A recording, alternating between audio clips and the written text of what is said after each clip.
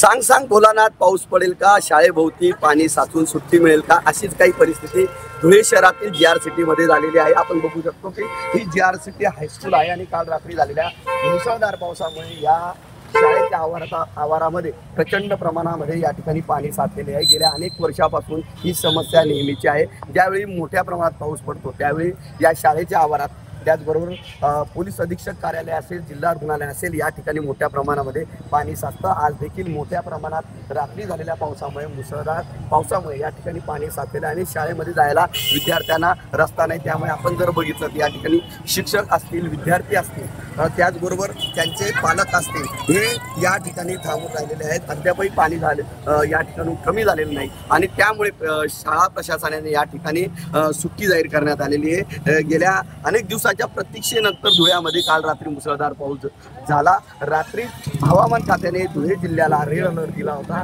आणि त्यामुळे मुसळधार पाऊस झाल्याने या ठिकाणी आता संपूर्ण शाळेच्या परिसरामध्ये या ठिकाणी पाणी साचलेलं आहे। मात्र या पाणी साचल्यामुळे या ठिकाणी विद्यार्थ्यांना जी सुट्टी दिली त्यामुळे मात्र विद्यार्थ्यांचा आनंद हा या पावसामुळे मात्र द्विगुणित झाला आहे। मनीष मासोळे, TV9 मराठी, धुळे।